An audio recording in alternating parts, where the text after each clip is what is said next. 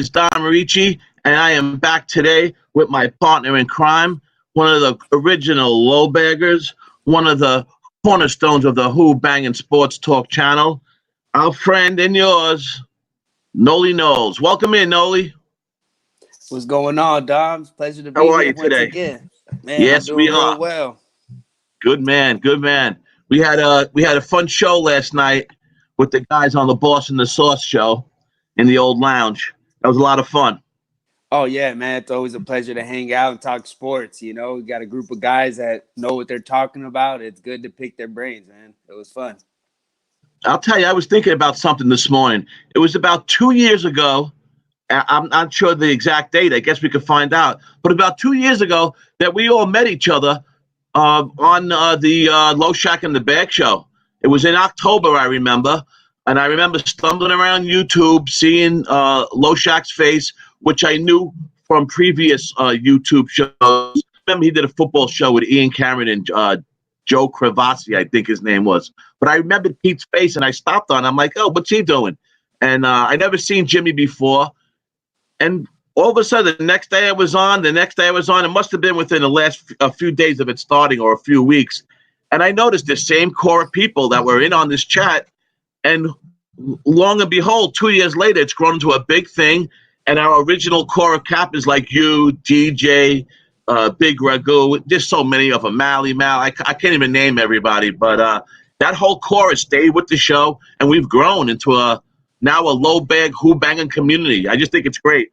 Oh, definitely, man. It's something I never really expected. I watched Pete for a long time, There learning you how to go. cap, learning how to get better. He taught me quite a bit, and then I stumbled upon the show, like you said, when they finally got together. I watched Pete with a couple other hosts with him as well, and with Jimmy, I was at first I'm like, who's this guy, But he definitely grew on me.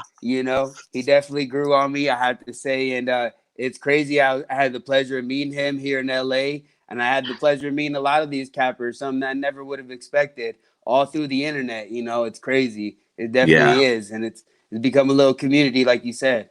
Yeah, it's something else, man. It's almost like a family. I remember last year I went to that IFBC on a whim. I was talking to everybody. My girl's like, "Why don't you go? You're always talking to these guys every day. You talk to them more than your own friends that you grew up with." So Yeah. I went not expecting much, and it was a great experience. And meeting Jimmy and all the other guys, Flipper 13 and King Rail, and everybody. It was just great. DJ, Mr. Gogs. I just loved it, and it just continued on and on. So I just wanted to bring that up, folks. About 2 years ago, this whole low bag thing started, and I know it's grown, and I hope it just keeps on growing. And with the Who-Bangin talk show now coming up the ranks, I think it's just only going to get better and better. Yeah, But definitely. now, we're here for baseball. We've been doing pretty good so far in these playoffs. After personally, I got through those wild cards. I had a little streak going here, but some games yesterday, had Nolly. But I know your Dodgers lost a game, and that Kershaw seems to hit the bricks again in the playoffs. What's with that? Well, I don't know, man. They got to him early. He was able to settle down, but what I picked out of that is what I feared most was Strasburg. Strasburg was lights out, and Wow. as soon as he got a couple runs of support, you seen him really settle in, and I pretty much knew we were done. That's a real scary thing, and you can see what the Nationals did. They're not trusting their own bullpen. They went with Scherzer. And I thought that Yes. was a great move. You got to do it one inning, and there's no reason why you shouldn't be able to start the very next day after his regular scheduled start after that, because he went one inning, struck out the side. That'll be Sunday, I guess. He'll be pitching Sunday. Yes, they're off today. Yeah, he'll be pitching Sunday. I'll tell you, while we were on the Boston the Sauce show, there was a 5 innings of a no hit perfect game he was pitching, and then he gave up the one hit. I couldn't believe it. And then I know everybody was talking about maybe going live with the over, thinking the Dodgers would bounce back, but I kept on hearing you saying, "No, these guys are getting mowed down," and I guess it was the Nats' night. Like I said, their season was on the line last night. But I kind of thought they were a good play last night. Let's see what happens, though, come Sunday. That'll be something else to to go into. But let's start with today, man. We got some great games today. We actually have 3 of them, don't we? I believe we have 2. Oh no, we have 2 today. We have two today, 2 tomorrow. 2 tomorrow, and 3 on Monday. That's what I'm saying. 3 on Monday. Yeah. Okay, so today, 5:00 Eastern, 2:00 Pacific time. We got the Minnesota Twins back in the Yankee Stadium, back in the Bronx Zoo, with Big Tanaka on the mound, who doesn't seem to lose too many postseason games. What do you think about this game today, Nolly? Minnesota's having a hard time with these Yankees. What's it, 11-0? The Yankees are in the postseason against them? Yeah, they got they're 2-14 all time, 11 straight. And the thing is, you look at Minnesota, they scored first 12 of those games, lost 10 of them. So even if they score first like they did last night, got out to that early lead, 3-0, they weren't able to hold on. I don't know what it is, what's going on with that situation, but they also have, that's their 14th consecutive postseason defeat, major league record in the Twins. So they can't seem to win in the postseason. I don't know what it is about it, but they got an interesting matchup today with Tanaka and Dobnak. Something I don't think a lot of people expected the Twins to be going with this rookie, and I think he's actually making the right call. Yeah, I think you're right. I don't think they're going to be ready for this. We all about to know what it does in the postseason. So the Twins got to try to do something to shake it up. How do you think how this is going to go? Well, to the under in the first 5. Because of you have any feeling on the total? You're cutting up a little bit, but from what I heard, you're on the under first 5. Minnesota first 5. Oh, yeah. Minnesota first 5. What's your feelings on the Yankee game? The first 5 total on the Yankee game. Okay, well that's exactly my play on this game. I'm going with the first 5 under 5, and there's a lot of reasons for it. When I look at the reasons that they're starting Dobnak, the guy's been pretty much incredible. It's a short sample size. I believe it's 10 appearances or 9 appearances, actually, 4 starts. Yes. But the biggest reason that they decided to go with, in which Baldwell, the manager of the Twins, alluded to, was his ground ball rate. You look at Rici, which is the other guy they're looking to start. Rici's ground ball rate is at 35%. And then you look at Dobnak, he's at 52.9%. That's a big factor here in Yankee Stadium, which I call the Little League Stadium. I hate that right field porch out there, but it's a short one. Yes, sir. It's a real short one, So that's a big reason that I think they ended up going with this youngster here. They got him out of independent ball. He was driving for Uber just last offseason, I believe. And wow. So it's a big story. It's a big moment for him, but at the same time, the guy's real comfortable in his own skin.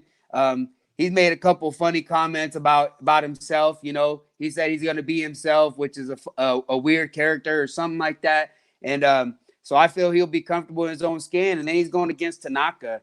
And Tanaka, man, he's 3-2, 1.5 ERA in the postseason. And this guy, something about the postseason, he loves it. I read off a quote from 2018. He said, "I take that pressure as a positive, I think. As a player, you can't ask for more than being able to play in such a game like this." So the guy soaks it up. He loves pitching in this environment. And I think he's poised for a nice start. You look at his splits at home, he's a much better pitcher at home. Much better pitcher at home. And the one concern that I see with Tanaka, the reason I want to go with the first 5 is his second and third time around, the guys start getting to him. That's what you've seen lately. What you've seen lately in this season. And I expect that to maybe happen, maybe in the 6th inning, somewhere later. But early, I don't expect the Yankees bats to be able to hit this kid. And I expect Tanaka to be on his game. So I'm taking that first 5 under 5. I'm really liking that play. Yeah, I loved seeing that 5.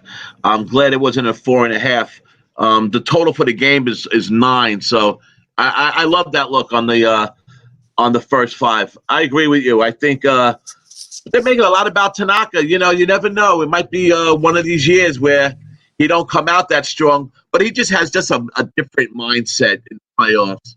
And I'll tell you, if you notice, this is why I love Major League Baseball playoffs. If you watch a Major League playoff game, it's just so different than regular season. Every pitch is magnified. Every little nuance that's going on really means a lot.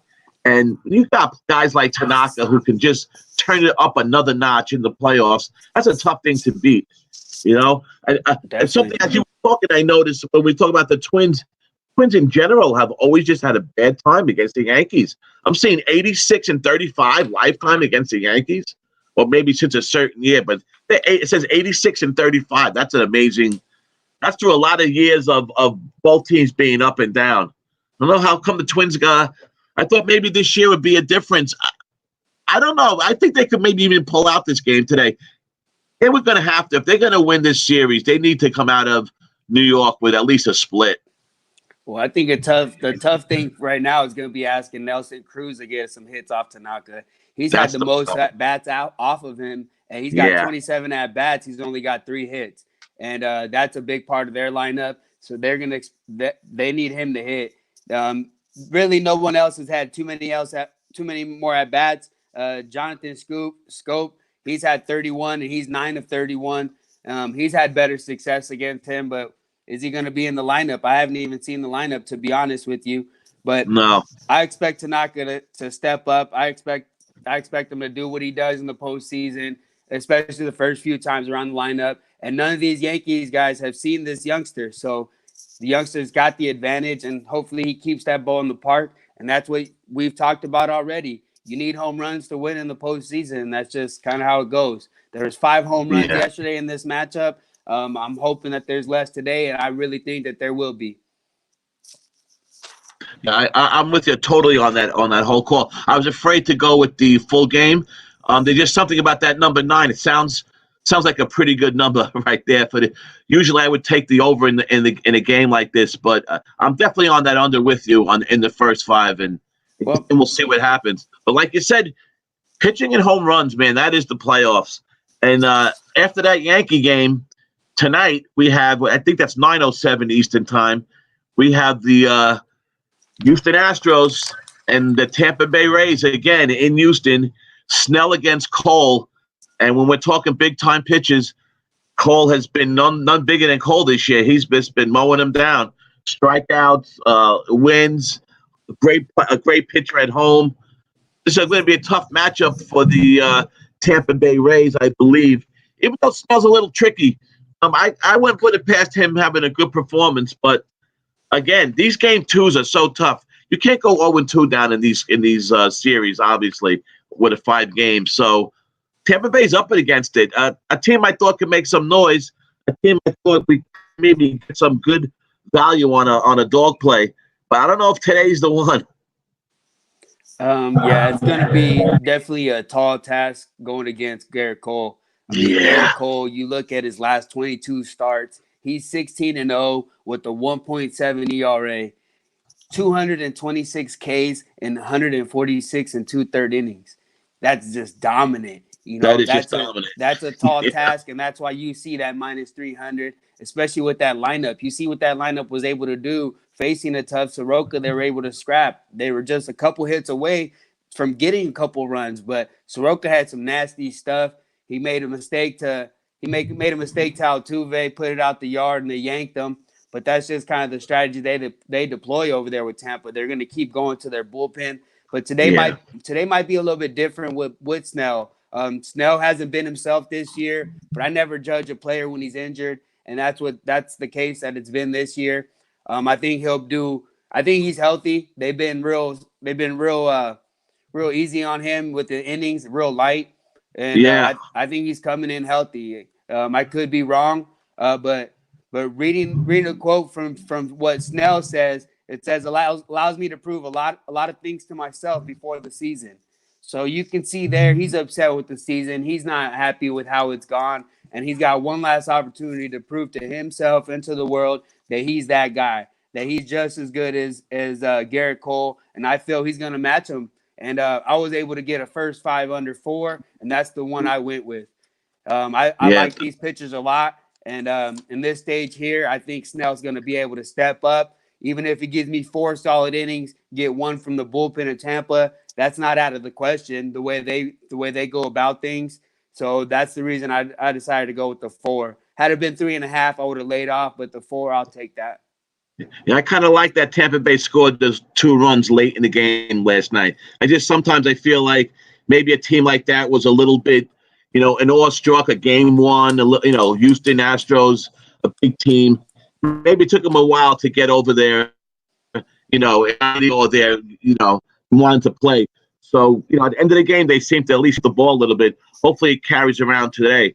I know with Snell, you're right about him not pitching, a lot this year. 107 innings pitched. But yeah, 47 in that. He's not too shabby, even though he only had a 6-8 record. He didn't pitch so bad at all, And we always notice we have a big time guy like Cole on the other side. The lesser pitcher is always going to try to give his best effort pitching against a Cole or a Verlander or, a DeGrom or, any kind of big time pitcher. So I always kind of look at that too. Can that pitcher like Snell step up to the plate in a game like this? Another thing I noticed with Cole is last year his playoff 1-1. He didn't win both games. He went 1-1, 3.46 ERA, 9 hits, 5 earned runs, 17 Ks, 13 innings pitched. So he's not unhittable.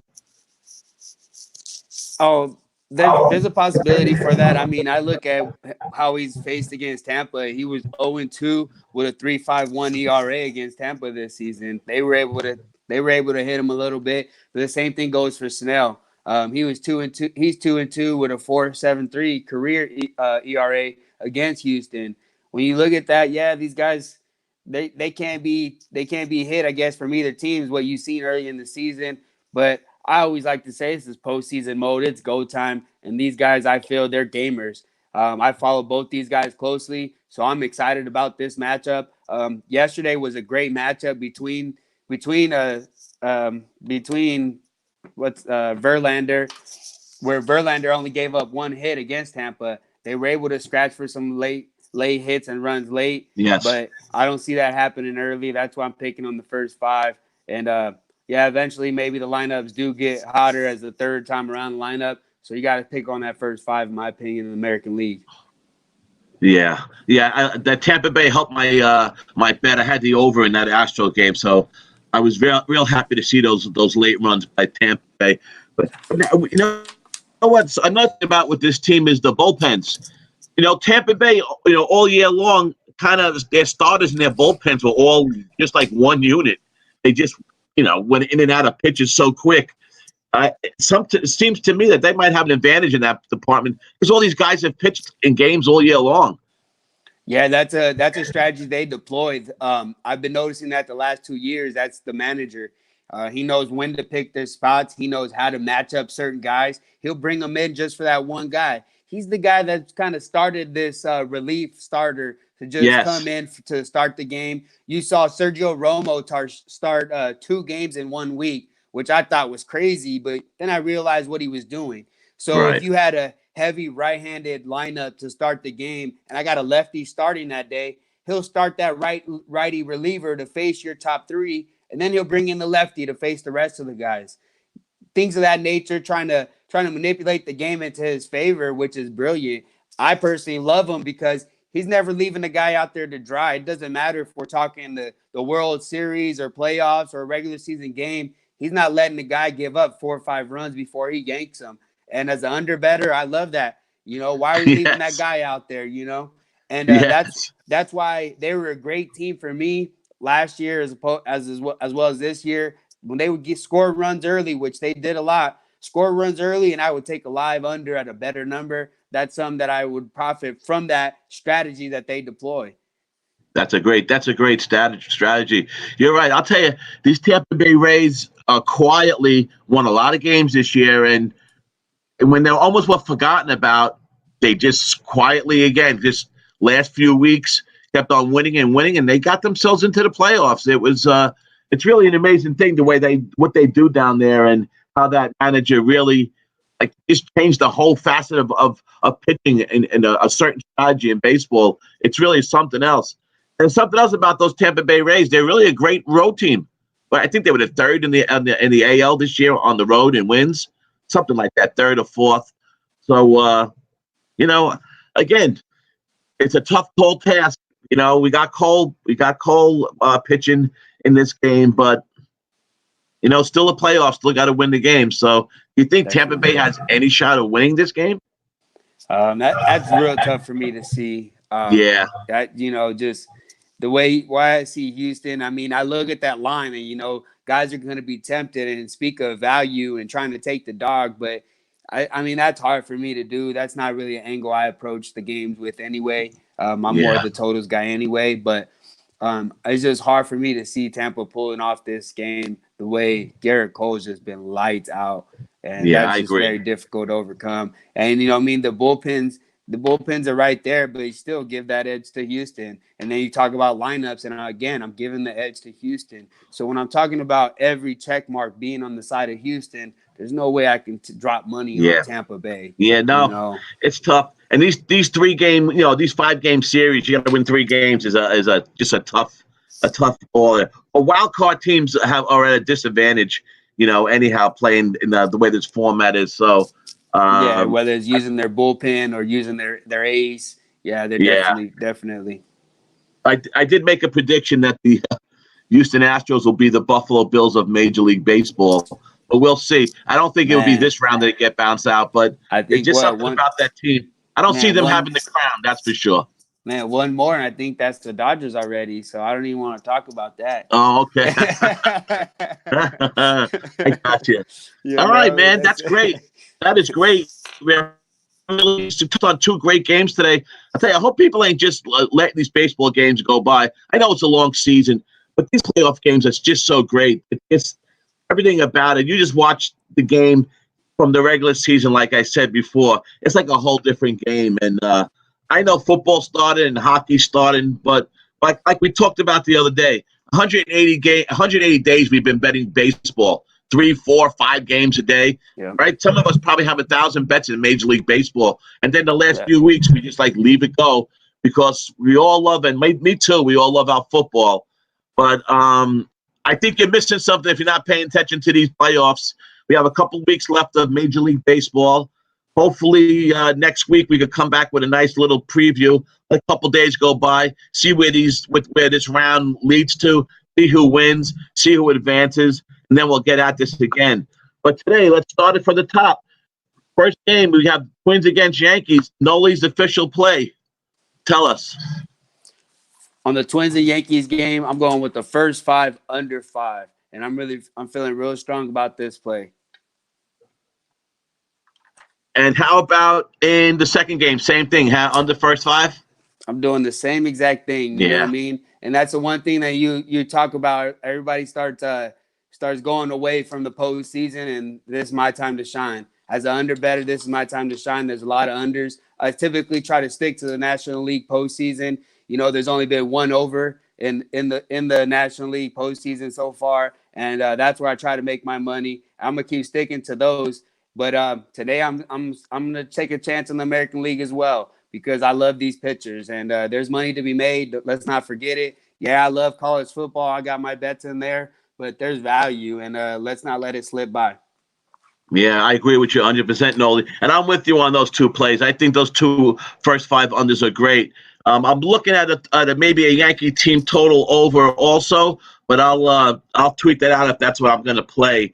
Yesterday, I hit the Minnesota Twins team total over and the Nats team total over. So, like you, I'm always looking for an angle with a total, whether it's a team, whether it's a side. I'm like you, totals player. So that's great that we got that connection, and together we keeping totals alive. More so unders, but we keep totals alive, right, Nolly? Yeah, I'm looking at more so unders. Yeah, it's hard for me to take overs. I'll take the occasional. Don't get me wrong, but it's hard for me to take an over in a game of failure, though. Yes, it's a game of failure in baseball. You're failing 7 out of 10, and you're a Hall of Famer. There's no way I'm really gonna look to take overs in that type of game. That's just that's the angle. Yeah, I agree with you 100%. So, let's for a little recap. Like I said before, we have to talk to Jimmy the Bag about this, but we are getting in on our 2-year anniversary of all of us meeting up, of the low baggers uniting. Of now we have the Who-Bangin community and the low bagger community joining forces. So we have to have some kind of anniversary or something in 2 years, man. That's a long time. Yeah, that's definitely crazy, man. Definitely crazy. But all right, so we're gonna put a bow on this, like our fearless leader Jim DeBag always says, and it's just a pleasure being here with Who Banging Sports. I love being here with DJ Big Boss and Big Ragu and yourself, Plot Wham. Last night with Josh and Fast Parlay Poppy. He's always a lot of fun to have on. So that's great. But myself, if you didn't know, I'm joining Nolly in the same. I'm on the same sides at the first 5 under in the Yankee game, first 5 under in Houston game. And like I said, we'll try to get you guys again next week. But until then, Nolly, tell everybody what you. You can find me on Twitter at Nolly562, and you know what I do. Make unders great again. Let's go. And you know me, I'm Don Rici at Dom541. And for the Who Bangin' Sports Talk channel, thank you everybody for coming in. It's a pleasure to do this. It's one of the most fun things I've been doing, and I hopefully will get more and more. We'll get a little better at it, and we'll try to give you guys some content and some stuff that aren't just picks. We're working on a lot of other stuff that we have enough guys picking games and throwing out stats and stuff. So we're gonna work on some other things and see how it goes. But until then, thank you everybody for joining in, and we'll see you again maybe Wednesday or Thursday of next week. Peace.